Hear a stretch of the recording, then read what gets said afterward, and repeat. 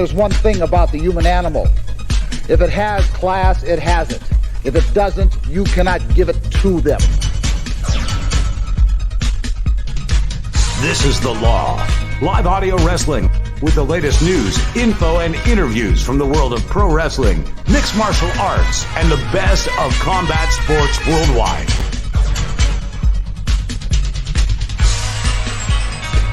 You broke the all-time record for the largest gathering of trailer park trash The Rock has ever seen.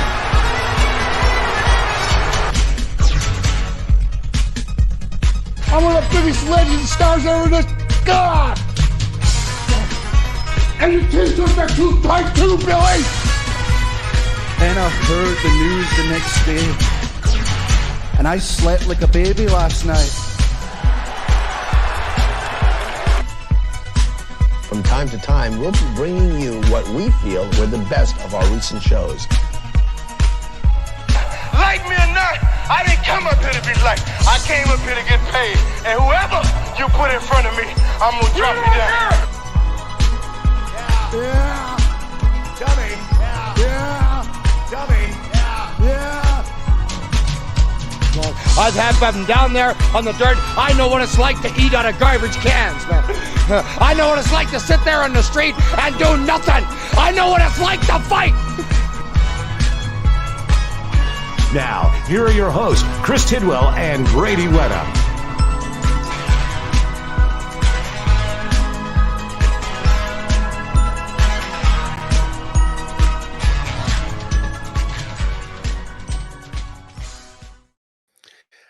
And that music only means one thing. We are The Law, live audio wrestling.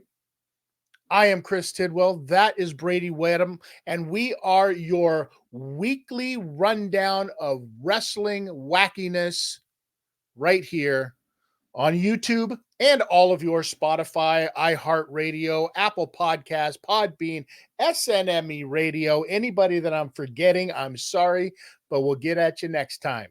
Like I said, I am at Notorious TID on all of my socials.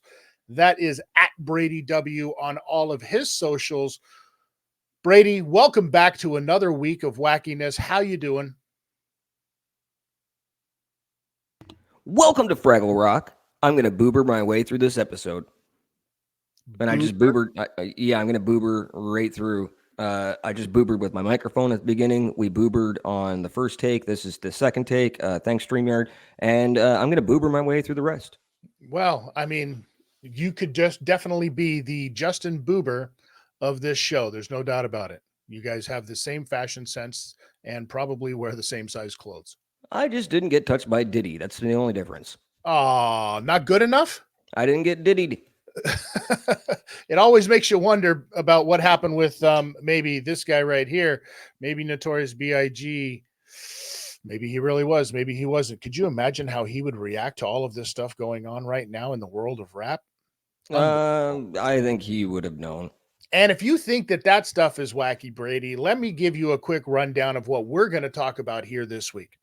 We're going to talk about WrestleMania 40. What is going to be the biggest surprise going into this? We're going to talk a little bit about Mike Tyson and the Jake Paul fight. Is this going to be the biggest fraud in all of boxing history ever?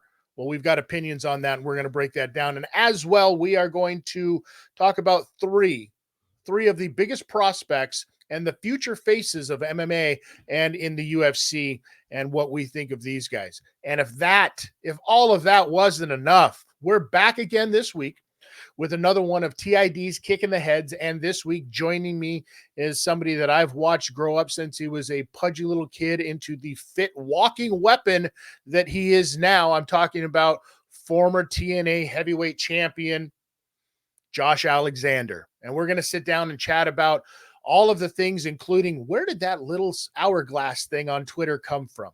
How important is it for him to have his family by his side on this run?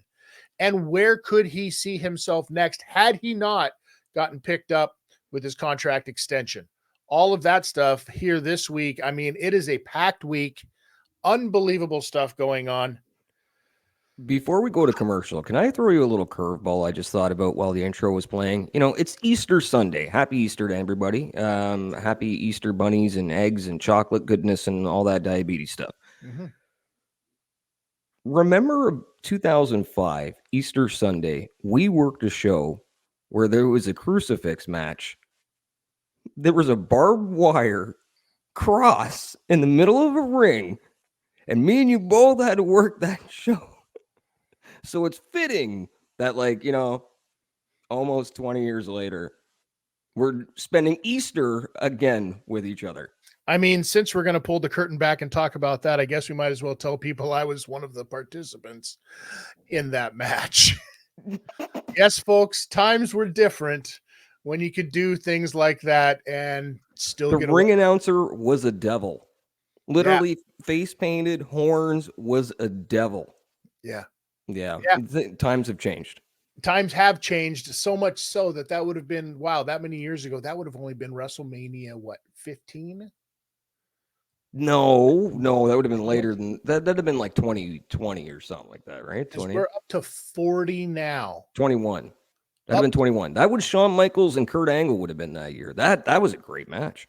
Up to WrestleMania 40, coming from Philadelphia. Nuts. In an unbelievable buildup, probably the best buildup I've ever seen in WrestleMania history. We're going to get into that. We're going to get into a whole lot more. But first, let's take a quick break. Let's hear from some of our sponsors. And when we come back, we'll break all of that down for you. I am Chris. That is Bradie. This is The Law. We'll be right back. Are you in the market for a used vehicle for your family or business? North Toronto Auction hosts public auctions twice a month, and everyone's invited. Hundreds of cars, trucks, SUVs, commercial vehicles, and heavy equipment are available. Plus, travel trailers, motorcycles, snowmobiles, ATVs, and more. View the entire selection at NorthTorontoAuction.com. Bid online or bid in person. Bid on items from government agencies, financial companies, fleet managers, car dealers, and public consigners. For more information, visit us online at NorthTorontoAuction.com. TotalSportCards.com, Canada's #1 stop for WWE, AEW, UFC, NHL, NBA, and NFL hobby boxes. Total Sport Cards always delivers the most sought-after products with the best price points in the market that you can find. Keep your collection up to date with TotalSportCards.com. And now back to the show. And just like that, we are back, y'all. We're back, y'all. And we're wiggity whack, y'all. Shouts out to Total Sport Cards. If you guys want to see Total Sport Cards, they will be at the Toronto Sports Expo, Sports Card Expo, the end of April. They usually have $1 million table set up. Go check them out in the main room at the Toronto Convention Center. Fantastic table. If you want your one-on-one Wayne Gretzky's, your one-on-one Sidney Crosby patches, those are the guys to check out. Now, didn't you just pull out a nice card over this past weekend? I wish I had it. I just took it out of the office. Yeah, I pulled a Shara Magomedov gold from the New Tops Chrome, which is if you go on eBay right now and you look at the listings of the only one else that's been pulled so far. Ooh, that's a pricey card. It's funny that you mentioned that name, Shara Magomedov, because we're going to talk about him a little bit later on, because he is one of the 3 new faces of the UFC, and not necessarily of MMA, because, he's been around for a minute, but he's making his debut, and we're going to talk about him a little bit later on, Bree. I want to talk to you first about the wonderful world of boxing. Okay. And we all know already that this fight is coming up between Jake Paul and Mike Tyson. And the closer it gets, the more ridiculous it sounds. And we're coming off of the heels where we had a fight between a Sebastian Fundora and champion Tim Tszyu. On 11 days' notice, a 6'5", 154-pound Sebastian Fundora comes in to replace Keith Thurman and ends up in a bloody war with the champion and takes the belt. This was a fight that was unbelievably good. I don't see something like this happening with Jake Paul and Mike Tyson. And we had a brief little conversation about that. You and I did off the air about why we think this is. I'm going to get your take on it first. I think this is a work. I think this is a glorified work. I think there's going to be a knockout clause in the contract just in case somebody backs out of the work. I think there's going to be a no knockout clause. I do not see this going anywhere near making Tyson look good. I think they're going to go out there and work. This is some Bushido shit. Well, I think they're going to do just what you said. They're going to go out there. I don't think this is going to be any kind of stoppage. I think that this is going to go the distance. I think that Jake Paul is going to carry Mike Tyson through this entire thing. I don't think that, Mike Tyson is going to look as good as what you think he's going to look based on those training videos that you've seen come out. You have to remember those training videos are, 13, 14, 30 seconds long. That's not even half of a round, ladies and gentlemen. 57 years old with 20 years of heavy cannabis smoking. Like there's no way he's going to last at that pace. There's no way he's going to go even 3 rounds at that pace. So what happens? What happens if you're Jake Paul and you say, screw it, I'm going to take out Mike Tyson at 57, 58 years old? This is why I think there's going to be a lot of paperwork drafted up for this thing. So that doesn't happen. And if that does happen, you're going to see Jake Paul go home with nothing but a knockout win and an empty purse, which he might be willing to do. Jake Paul seems like those boys are pretty shifty. They seem a little shifty. Let's also remember this. Mike Tyson's last professional fight, I'm not talking about his exhibition fight. His last professional fight, Mike Tyson quit on the stool. Mm-hmm. Mike Tyson did not even finish that fight. He's not the killer that he once was, and he has not been for quite some time. And don't tell me his last fight was Roy Jones, because that wasn't a fight either. That was one of those things. Let's go out and throw body shots at each other during lockdown and give like these bored people at home something to view. That was an exhibition. Yeah. And they called it such. This one, they are not calling it that. But I mean, can you imagine if you're Jake Paul, a 27-year-old stud, and you go out there and actually murder an old man in the middle of the ring? On Netflix. On Netflix. What does that do for everybody? That destroys everything. That destroys Netflix, that destroys boxing, that destroys Jake Paul and his promotion. And, Mike Tyson, for obvious reasons, gets destroyed as well. It's not good. So you have to take that out of the equation. You have to plan for this to happen and make sure that it does not happen. How do you do that? Well, you make it a work. You make this entire thing an exhibition without calling it an exhibition. Listen, Jake Paul needs to make this money back because he lost his shirt giving away all of the refunds after his last outing when Amanda Serrano had to pull out right before the main event, and they refunded everybody's tickets. Did they refund every single ticket? Every single one of them. So he needs to make that money back. And this is the only fight on the planet for him to be able to make that money back. So then you have to ask yourself this: where does he go after a Mike Tyson fight? Let's say Jake Paul wins this Mike Tyson fight. What does he do then? Do you think that he then jumps over into quote, quote, legitimate boxing and starts taking on legitimate boxers? No, because a 6'5", 155-pound Sebastian Fundora would smash Jake Paul, even if there's a 30-pound discrepancy. You're going to see Jake Paul in the PFL. You absolutely have to see Jake Paul in the PFL. The PFL is the ones that actually benefit from everything that is happening in boxing right now, because they have the two biggest attractions outside of being real professional boxers. The PFL has them under contract. I'm talking about Jake Paul and I'm talking about Francis Ngannou. And we saw what happened to Francis Ngannou. He may have one more boxing fight in him. I don't think so. You know, and that would be against Deontay Wilder, just to see who throws the biggest bombs out there.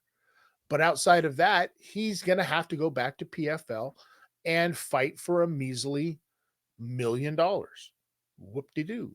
And Jake Paul, if he loses to Mike Tyson, well, listen, he's going to have to make that debut, and he's going to have to make it soon, because the luster on a Jake Paul fighting in MMA, it's only going to last so long. Well, it seems like even the quality of this StreamYard on this Easter Sunday is being overloaded because my microphone sounds like dog shite in my own ears. Let's take a quick commercial. Let me try and readjust this mic, and then we'll get back here and continue this conversation. Do you have a podcast? Are you looking for high-profile guests for your show but don't know how to get in touch with them? Go to PodStarz.net. That's PodStarz with a Z.net. For less than $9 a month, you can get access to a huge selection of celebrity guests, like wrestling superstar The Blue Meanie, to musicians like Marty Ray, and even actors like Tom Arnold. PodStarz is the place to go to connect with everything you need for your podcast. So go to PodStarz.net with a Z to get signed up. At PodStarz.net, you'll be happy that you did. You know, I always do like seeing that commercial. I love seeing those faces. It's fantastic. And now, Bradie, let's talk a little bit right here on Live Audio Wrestling. Let's talk some UFC. Let's talk some MMA, and let's talk about fresh faces of MMA. Now, I know that we've gone through a time recently where we had guys like Paddy Pimblett, guys even like Khamzat Chimaev, right? And this has been a thing over the course of time. Hell, you can go all the way back, and a young Robbie Lawler, this amazing new prospect, or a young Vanderlei Silva coming out of nowhere, right? There's always been a thing. And MMA has always progressed in such a way that there has to be new stars, not just new stars being made by the UFC, but I mean new stars in MMA. And I think we are almost to the point where MMA is going to become completely flawless, where you're going to see a lot more guys with amazing win records, right? Finally getting their shot, but after 8, 10, 12, 14 fights, and then they get a shot into the UFC, because there's so many good fighters out there right now. Now, I'm going to say 3 names to you right now, Bradie. I want to get your take on them. Let's talk about somebody that we mentioned earlier. The first one, you pulled his card out of one of these 1 in a billion card lots, seems like. It's probably 1 in 50,000 or so, yeah. It might as well be 1 in a billion to me. I'm talking about Shira Magomedov. Yes. I hate to say the new face of MMA, because that dude looks like he has done a 40-yard dash in a 30-yard room. Boy, if there was ever anybody that looked like a fighter and looked like a villain from a James Bond movie, it's this young cat. Like if we were talking about tag team wrestling, yeah, Khamzat, Shara, ugliest tag team of all time. They're the new Russians. Yes. They are the new Briscoe Bros. Oh, wow. Even worse. Even worse. Now, let's talk about Shara Magomedov, because he made his debut. He fights at 185 pounds. He's got a record of 12-0 now, right? He's fantastic. His last fight really showed that there needs to be some improvements, even at this level, right? Do we stand the fear of the UFC throwing him up against somebody too good too soon? No, throw him to the wolves. I think he's one of those guys. He'll survive. Okay. All right. Because that's exactly what they did with Khamzat Chimaev. And they threw him to the wolves. And he did okay. Right? A lot better on some fights. I mean, we talk about his Kevin Holland fight where he basically just ragdolled him, done and done. Now, he had also missed weight by 1.5 million pounds in that one. The Leech fight, he made weight, and look what he did to the Leech. Absolutely. Right? And then you even talk about his last fight, but his last fight, he got taken to task. And but the thing is, the first round, he made Usman look like he was never even a champion. Like, he ragdolled Usman, which was a guy that was almost impossible to take down until Leon got a hold of him. So I don't think people give Hamzat the credit that he deserves, but he blew his tank. I think the thing is with Hamzat is you've seen a huge difference when he moved and he got that deal. He's now wearing Louis Vuitton Supreme and driving in Lambos. Well, listen, what is that old saying? It's really hard to get up. Get up and put on sweats when you sleep in satin. I think that was a Marvin Hagler. It's hard to get up if you're sleeping in silk sheets or something like that. It's hard to get out of bed and train in the morning if you're sleeping in silk. And But whatever. Here's the thing. We also have to remember these are young dudes. These guys are still like, young dudes that are they're still trying to figure out life, have fun in the meantime. Hamzat, I think one of his downfalls was he decided to become a party boy for a while. Right. And that can be a big thing when you come from the land of mountains and goats and hunting for your own food on the daily basis to hanging out with Darren Till in pubs. And he had a year where he had an infection and COVID and all this other stuff going on. Right. And then just his own health issues on top of that, some people out there from maybe the Khabib camps would say that that was just, Allah or God coming back on him for not training as hard as he should have. Who knows? But we're talking about this new fighters. It's not my world to comment on. Let's hope that a guy like Shara Magomedov does not end up finding that influence that pulls him away from nothing but training. If there was ever an Ivan Drago in MMA, it's this guy. He's got his blown out eye. He looks like a Russian Mennonite. He is an anomaly. A ginger Russian Muslim with a blown out eye who just absolutely wrecks dudes. Yeah. His face looks like it's covered in dueling scars. He's one of those guys. Right? Yeah. This like guy is a fencing career before MMA. This guy is a bad guy in a comic book. There's no doubt about it. And I'm here for all of it. I love watching this guy fight. Now throw me another name. All right. Let's talk about Ian Machado Gary. The cuck. The cuck, as some would say. But you cannot deny that here's a guy who is 14-0, who has been in there for half a minute in the UFC, and who does have some wins over some very notable guys. I've got some advice from my fellow Irish brethren. Dump the bitch and focus on a different path, sir. Why can't you do both? Nope, not with that thing. Really? I'm in the Sean Strickland corner when it comes to her. I looked into it. So before when we mentioned it, I was like, oh, okay, whatever. It's just people talking shit, trying to, get some fights going. No, I looked into her. No, she's a bad girl. But here's the thing.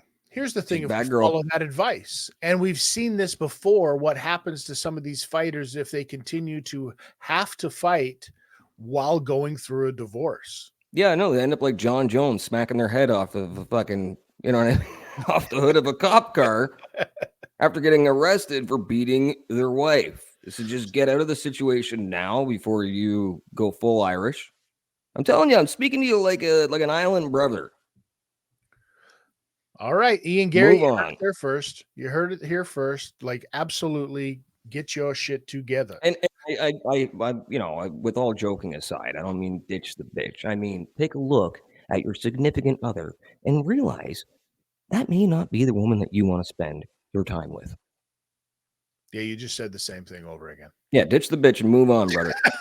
Focus. Speaking of moving on, let's talk about one more face in the UFC before we move on out of this and start talking about some WrestleMania 40 afterwards. Now, we're talking about a guy who you just saw fight over this past weekend. I'm talking last weekend, actually, I should say. I'm talking about Peyton Talbot. Here is a guy, 135-pounder, He's 8-0, right? And just had his second fight, if you don't count the Contender Series stuff, inside of the UFC. And absolutely demolished a guy that they thought there was going to be a lot of hype behind. Now, Peyton Talbot is a dude who a lot of people are trying to draw these similarities between him and a Sugar Sean O'Malley, because that's a name that we didn't really bring up, because Sugar Sean O'Malley came through that same ranks, came up through that, Dana White Contender Series. Are you looking for a fight? Whichever one it was. I think it was Contenders. To now being a champion. I can absolutely see Peyton Talbot ending up in this same kind of boat. Now at 135 pounds, he's going to have to go through some murderers out there. It is a stacked division, but this is a nasty division, man. This is a young kid who so far has proven that he can be a top contender so far. Now, here's my biggest question. You've heard me mention these three names to you, Bradie, and we're still really early in the year of 2024. Do you think any of those three names will be in a title picture by the end of 2024? No. I think Ian has probably the closest shot, but I think people hate him, man. I don't think he's a needle mover. So Ian, to get a title shot, is going to be at 170. That's not happening. It's not happening. So I'm saying, and I can't see the other two getting a title shot by the end of this year. I think there's another year of seasoning that needs to go on. Maybe 2 to 3 fights, I could see 135 happening a lot faster than, say, a 185. Yeah, middleweight is stacked too, right? 135, there's not as much excited. There's talent, but they all seem to be fighting one another. So you need to have some of this fresh blood, some of these fresh faces coming in there. Well, and middleweight is so jacked right now and so, controversial that Sean Strickland is now saying he's going to leave and go fight in boxing, let him out of his UFC contract because they're not giving him the rematch with Dreykus. So, it's one of those things that the middleweight division, I think Shara's got another year at least, probably 3 more fights, and he's got to really steamroll those next 3 opponents to be able to get a title shot. Well, listen, we both know the reason that Dreykus is not fighting Sean Strickland in a rematch next, because that fight doesn't make as much money or as much hype as it does between a DDP fight and Israel Adesanya. That's the fight that has the buzz clips all ready to go. It's got the money. Right? They had the confrontation inside of the cage already. Right? They've already squared off with microphones in front of them. The hatred is already there. The story is already there. Both South African brothers wanting to fight this fight. Sean Strickland, listen, for a guy who always said, "Oh, I don't need a belt. Oh, belts are for holding your pants up," or whatever his excuse was, he was just out there to fight. He just wanted to fight for the people. I'm the people's champ, and I'm here for the people. Sure is doing a lot of bitching about not getting a rematch for that belt right now, Sean Strickland. I just want to vote for Trump and tell the guys over in the Canadian liberal media to eat shit, give me a title shot. Yeah, shut up, Sean. Yeah, the Canadian government is responsible for you not getting a rematch on that title shot. No, they're saying that the Canadian government had influence over the judges, and that's why Sean didn't win the decision. That's the new talk this week. This is how crazy these fucking combat sports journalists have taken this shit. But this is an easy narrative. It's an easy statement to say because... Please stay awake as you're talking. I'm trying to. I hate to bore you, sir. It's not that. It's been a late weekend. This is the stuff that we've been talking about since Donald Trump was in office. Yeah. It's very easy to just make that this is fake news. These are alternative facts.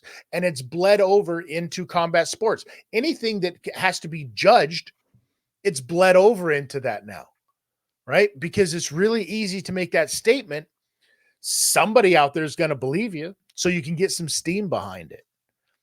listen, I'm not saying there's not shitty judging that goes on in MMA.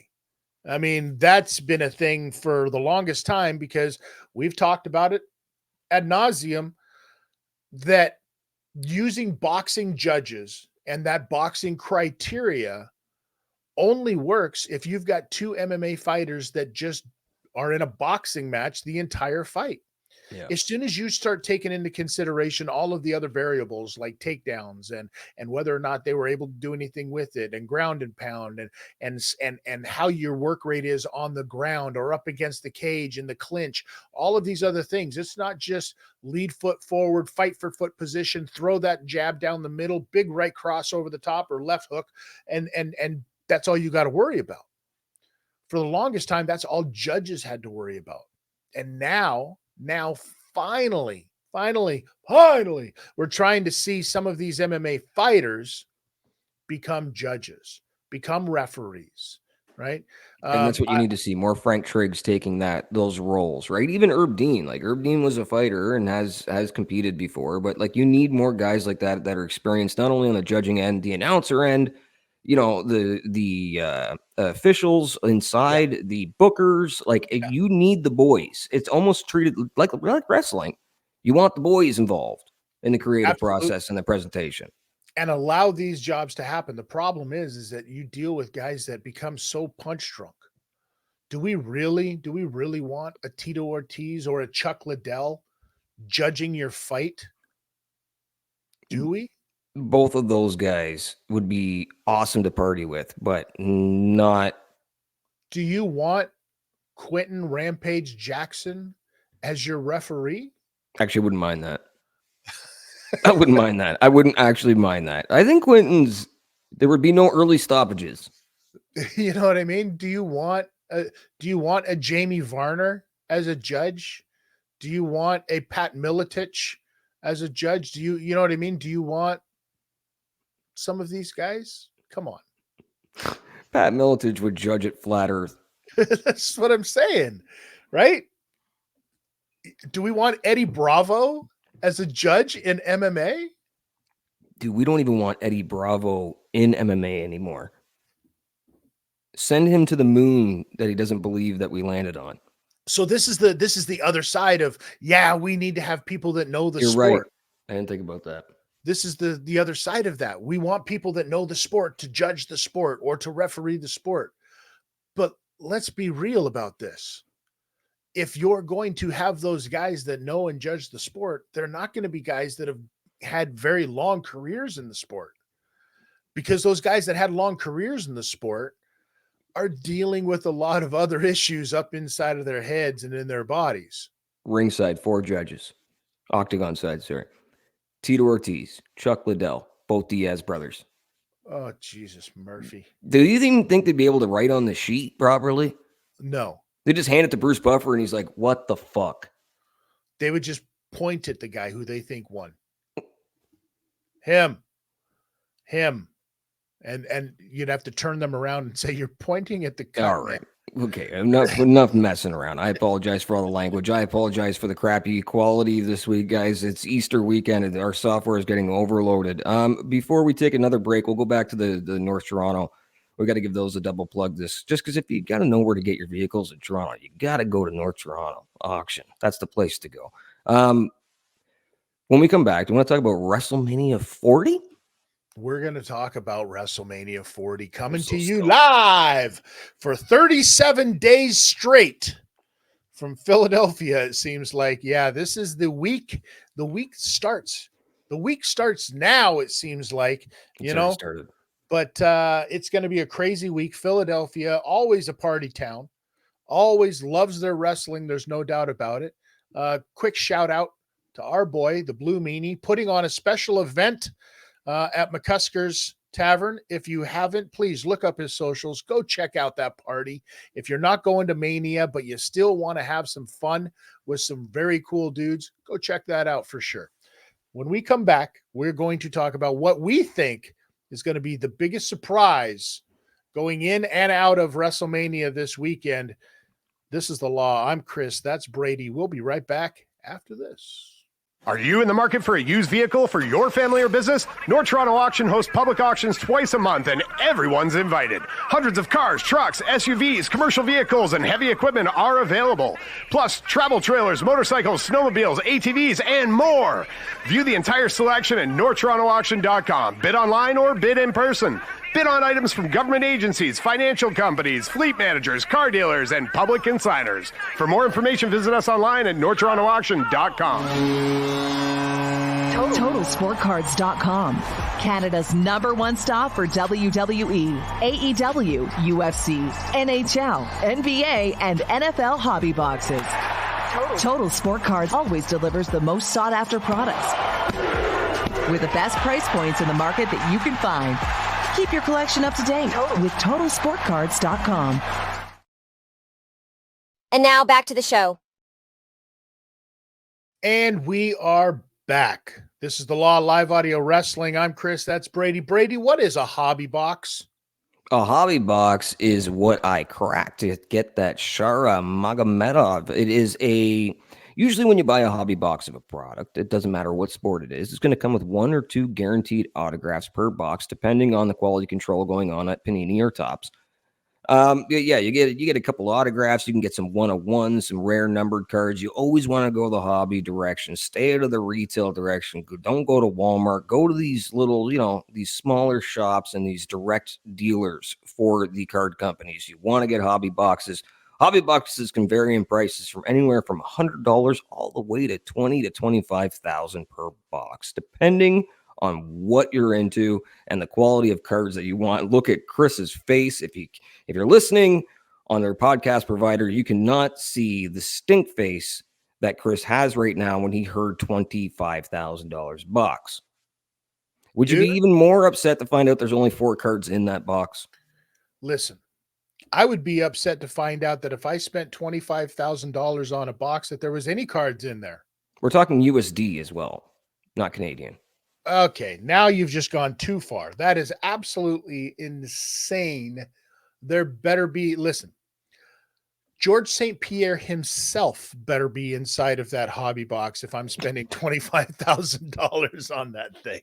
Well, while we're giggling, can I ask you a quick question about what you're going to be doing Saturday afternoon, April 20th? Please do. That's 420. What are you doing on 420? Man, you're going to have to ask me that on 419, but I have a feeling that we've got something special coming up. Yeah, I'm dragging you to the Levity Comedy Club in Hamilton on 120 King Street West for Magic the Ganjing. The Ganjing. Hear ye, all virgins, come one, come all, to Magic the Ganjing. Put on by the lovely, fantastic folks over at Fannatickets.com. You can go to Fannatickets.com right now and reserve your spot. But Magic the Ganjing on April 420. Yes, I am old. Yes, I am a nerd. And yes, I will be in attendance. I can't imagine what kind of craziness is going to happen there. We're talking Magic the card thing, right? Yeah, speaking of cards, yeah. Okay. All right. And if you turn over a deuce, you got to take a hoot. I'm not sure. But I don't know what they have planned. It's going to be fun. I'm dragging you. All right. I'm dragging you. Now, you look like some of the monsters on some of the cards, though. Like when they see you walk in, so I think we got to paint you up a little bit. We're going to make you like a weed monster. Nope. No. That's okay. Well, we'll go and check it out either way. There will be no painting. I am not one of those dudes that goes to a hockey game all face painted up. I mean, come on. I can only imagine the surprises there. And speaking of surprises, WrestleMania 40 is coming up. It started last week. Yeah. It's going to end. It's going to end on Sunday. And maybe because this is a leap year, so it might get extended for an extra 3 months. You're right. I forgot about the leap year. So WrestleMania always brings out surprises. Now, if that's actually at Mania on Saturday or Sunday or the following Monday, we know a lot of things happen on the Monday Night Raws after Mania. That is just as big as the event, if not bigger sometimes when it comes to the crowd and attendance. But that dictates the rest of the year. What do you think is going to be the big surprise this weekend? Well, I mean, listen, if we're talking about the biggest storyline, I think that the biggest surprise has to go along with that storyline. So it's not going to be, a big surprise is, oh, you get the return of the Old Age Outlaws in some crazy ladder match. No, that's not going to happen. The storyline that is the biggest one that they've put all of their cards into is this Bloodline versus Cody Rhodes storyline. Now, so I think that the biggest surprise should come out of that, right? So that leaves it wide open for a ton of things, because the way that they've booked this, in my opinion, the way that they've booked this going from night 1 to night 2, night 1 has a lot of implications as to how night 2 is going to play out. Let's talk about one of the matches right out the gate. Let's talk about Uso versus Uso. Now, you almost have to have that night 1 because you have a much better way of having the story coming out of that match having some kind of impact on what happens on night 2. You would hope. You'd think. Because isn't one of the biggest things from night 1 is that if The Rock and Roman win in the tag match, it's Bloodline rules. Which is basically Raven's rules. If Cody and Seth win in the tag match, then the Bloodline can be nowhere near the ring on night 2, correct? Well, they didn't so much say Bloodline. They used specific names, unless I've missed that over the past couple of weeks. But when they first brought up the proposition, The Rock was specific to say Solo, right? He was specific to say names. So I think that leaves it open for things like Tama Tonga. I think that leaves it open for Jacob Fatu if they do go that route. I really have no idea what direction they're going. All I know is that Cody's leading with the belt. The simplest would be, you have that Uso versus Uso, that Jimmy versus Jay match somehow gets mixed in. Somehow the finish of that has some kind of bearing as to who can and cannot be around ringside. You almost have to guarantee that the tag match is won by the Bloodline on night 1, because the implications of what can and cannot happen are much more severe in night 2 if that happens. Banning people from ringside is almost a guarantee that you're going to see somebody uncovered, somebody's disguised as a cameraman, somebody's sitting in the first row, somebody somewhere outside of that is going to get involved. And that's it. But if you have Bloodline rules, you still have all of that. You still have everything there and even more, because you could literally have Bloodline rules could turn into a Mick Foley in the Royal Rumble where he just leaves and comes back as another character, leaves and comes back as another Samoan. Could you imagine all of a sudden you're just seeing line after line after line of Samoans coming out for this Bloodline rules on night 2? It looks like the Hurt family just all piled around the ring, right? Could you imagine that, right? It would be kind of cool. Now, that's not as big a surprise, I don't think, as it would be, what say that happens, and what say it just becomes way too much, and the Bloodline ends up winning this whole thing, and Cody doesn't get a chance to play out his story. The surprise there is that everybody has been going into this thinking that Cody's going to finish the story at Mania. Cody has to finish the story at Mania. Listen, this isn't a Brock Lesnar contract where you know that right after Mania, boom, it's over, it's done, it's being renegotiated. This is nothing like that. I personally don't think that story needs to end at Mania. I think that you can still get a lot out of that, and I think that you can have a swerve with Seth Rollins turning on Cody Rhodes, costing him that belt. That story still hasn't ended, and now you've got something else to carry on. Can I give you a big fanboy prediction Please. of what I wish? I don't know if it's going to happen. I don't know. I think the WWE right now is way too unpredictable with what they've got planned. I think they've already got something laid out. They're going to run with it. Okay. This is what I would love to see. The Rock somehow cost Roman the belt, right? By mistake. So it sets up a feud between the inner Bloodline feud that goes on for the next year. Cody wins the belt. Comes out on Raw, opens the show up, pomps and circumstance. He's in the ring. He's cutting a promo. And you think that Drew's going to come out, or you think that CM Punk or Seth Rollins or someone that the obvious. And you hear and MJF walks out. Monday Night Raw. And he goes, it's putting a spotlight on AEW, which I do not think WWE wants to do, but it also would put a spotlight on, hey, anything that you guys used to have good over there, we now have here. I don't know if it's so much that it would put any kind of negative spotlight on it, because you got to remember, they've already put a spotlight on TNA in the past. They're putting a spotlight on everything. I think WWE is just saying, hey, we're doing it better over here. And they are 100%. Yeah. They've got the money to do so. So you're saying that the surprise would be MJF coming out Monday Night Raw, Monday after WrestleMania, not actually at Mania. I think at Mania, you're going to see the Dudley Boys return. That's going to be the surprise of the weekend to leave it open for MJF. I didn't think MJF was going to show up until SummerSlam, but I'm starting to think that there's something going on. They have to keep this momentum. Listen, as much as I would love for the Dudleys to show up at this thing, I don't see it happening. And simply because Devon cannot move the way that he used to be. I've heard. Yeah. So Bubba could still come out there, bully. You know what I mean? I think that we're all waxing nostalgic because it's in Philadelphia. And it's WrestleMania 40. This is the fun about WrestleMania, is this is the only time of year where you can fanboy out and make predictions and be like, I wish, I hope, I want, and not look like a complete jackass, right? Exactly. Listen, if it wasn't for the fact that our friend the Blue Meanie wasn't already engaged in doing a party, I would be throwing his name in the hat to come out there.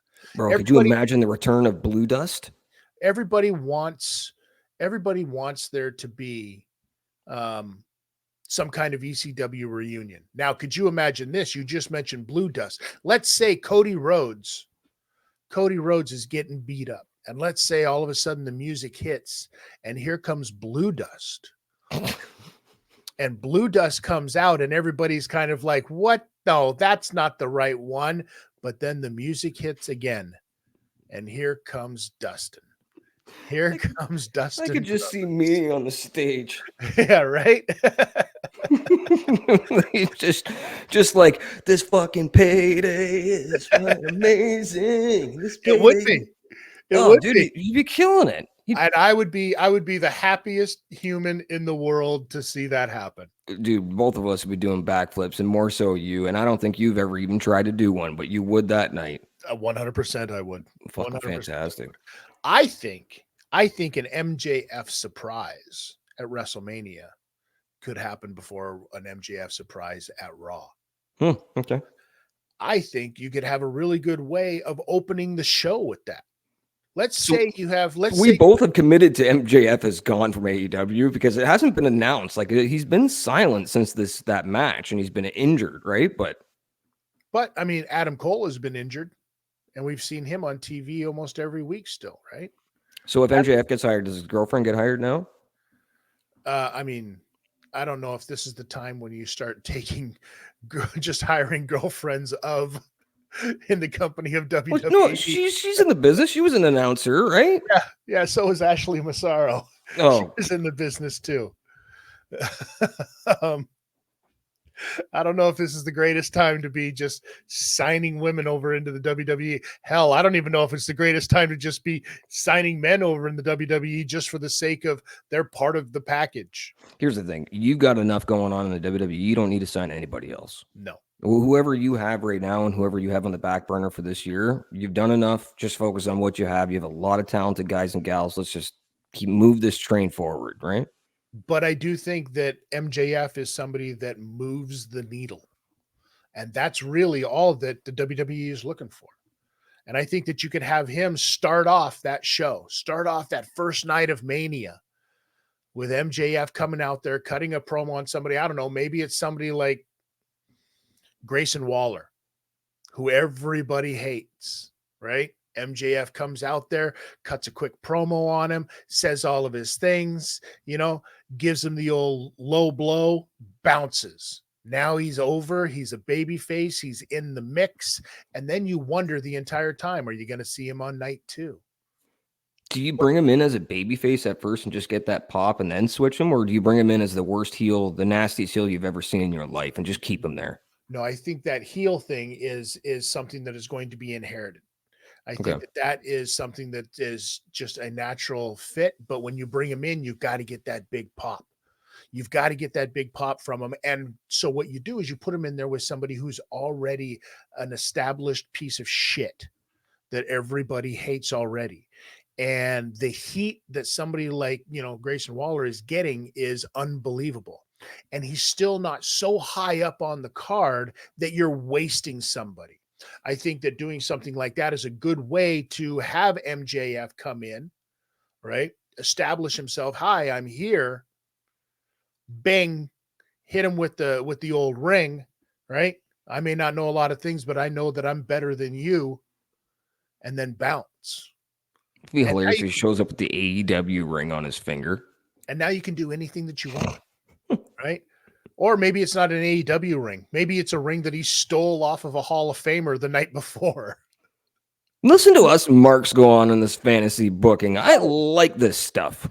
Who knows? I would love to see. I would love to see what some of the listeners have to say. I would love to hear what their ideas are.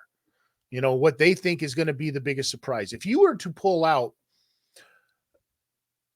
an ECW talent that wasn't the Dudley Boys, because that's obviously the biggest one, right? I would think.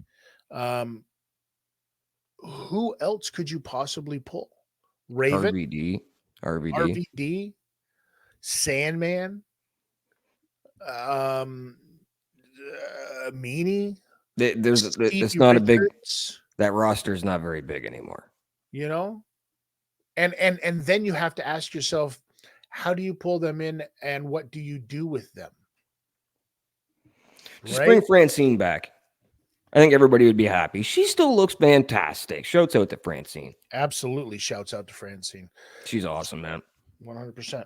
So we're going to wrap all of this whole thing up very shortly here. But I want to get your predictions. Let's talk about your predictions for some of the matches at WrestleMania 40. Gunther over. Gunther over everybody? Gunther over everyone. Yes. I can see that happening. I think that Gunther is a guy that you have to move higher in the card. I think that a match with somebody like a Gunther and a Drew McIntyre could be money. Well, it was my favorite match from I think it was last year's Mania. The triple threat between Sheamus, Gunther, and Drew was just dastardly. I think that you just make that one of those matches that the two of them can go out there and really showcase their stuff. Mm-hmm. So you're saying Gunther wins that one. Now what about the three-way with Kevin Owens, Randy Orton, Logan Paul? Orton over. You think so? Mm-hmm. I say Logan Paul over. This is usually why they put one of these in the three-way, but Logan Paul, I say Randy over, but Logan still retains somehow. And then you get that one-on-one matchup with Randy Orton and Logan Paul. Let's talk about what could go down as a homicide inside of the ring with this crazy ladder match. Yeah, the ladder over. Yeah, the ladder over. How many ladders? Okay, here's the question. How many ladders are they going to go through? What's the over-under on the ladders? 6. 6 around the ring. Bro. They'll go through 2 of them. So one will be set up as a table, obviously. One will get bent in the corner. And they'll have another 4 just drifting around. Just hanging out. All wobbly. All right, so 6 ladders you're saying 6 ladders is going to be that's the number. All right. 1 giant ladder and 6 little brothers. All right. Okay. All right. Rhea Ripley, Becky Lynch. Rhea over. They keep the belt on Rhea. They keep her strong. So Becky's had her mania moments. She's had many a mania moment. So no belts are switching yet, right? Nope. And then let's talk about night one of the main event, the tag match. Who do you see winning that tag match? Rock and Roman. Because of what you just laid out in the previous 20 minutes. Thank you. Mm-hmm. And then on night two, how do you see that going down? I think Cody, exactly like I said, I think Cody leaves with the belt. I think MJF shows up on Monday. I'm serious about that. I think they want to keep this momentum up. They got 2.2 million viewers for the CM Punk promo on Raw last week, which is 3 times. That's 3 Dynamites put together. Like, we're talking, they're drawing numbers again. But if it's bloodline rules, there's going to be interference. That's going to be a real thing. How does Cody even the odds? R-Truth. Okay.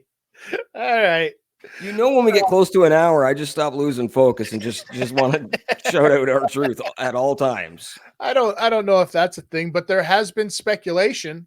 Bro, every time I mention R-Truth, the red light starts blinking. Yeah, well, listen, that's for different reasons. No.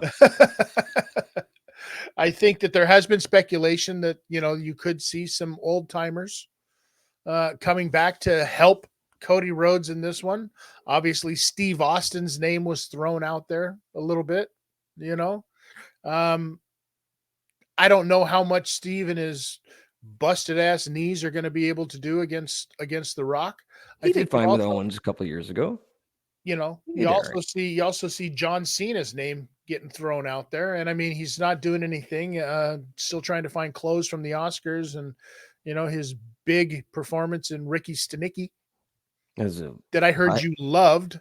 I can't believe that you were telling people so hard how much you loved this movie, Ricky Stenicki. Nope, that's not what I said. You thought that John Cena did a performance of a lifetime in Ricky Stenicki, and that he should have actually won an award instead of just giving one out.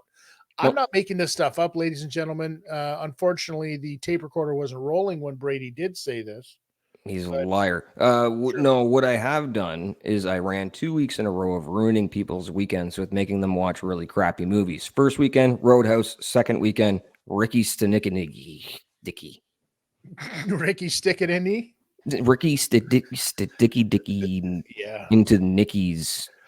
I hate the movie. I hated the name. There was one line. There's 2 parts that I laughed out loud. One line was Zac Efron when he's like, "Shut the fuck." When he said it to his boss, William H. Macy, I don't want to ruin anything. That was a great line. It just caught me off guard. And the other one was the "something smells like boiling lobster." That for some reason was just so dumb that I was like, oh, okay, that's good. But the movie was a hard watch. Not if you have any kind of sense of humor. Okay, well, go watch Ricky Stick It in Nicky and get back to us and let me know what you think, because I disagree. I think that was horrible. All right. Well, listen, it's okay to be wrong, just like it's okay to have predictions. That's the beautiful thing on this wonderful world of wackiness that is wrestling. And WrestleMania 40 is coming up. So let's hear what your predictions are, ladies and gentlemen. Let's hear what you think is going to happen. You can you can subscribe, you can leave your comments on YouTube. You can send them in to us by email. You can send them by carrier pigeon. You can send them by fax, but we don't have carrier pigeons or faxes. So maybe try email first, or just leave a comment on the YouTube channel, right? Shouts out to all the sponsors: THT The Handshaking Team, Total Sport Cards, North Toronto Auction, Fannatickets, SNME Radio, everybody else that supports the show. Thank you very much. Chris, you got anything you want to plug before we roll this ride out? You know where to find me, as always. Like I said, it's at Notorious TID on all of my socials. You can go over to Tid Talk on YouTube and check out any of the content that I'm doing over there as well. Always right here, each and every week, live audio wrestling. Me, Bradie, we break it down. We talk about it. That's what we do. Well, let me throw these credits up and I'll let you leave the last word, as you love to do every week. Thank you very much for having me again. Chris, I'll leave it with you. Ladies and gentlemen, you know what to do. If the world gives you lemons, doesn't matter what you do with it. Just make sure, tuck your chin. Peace.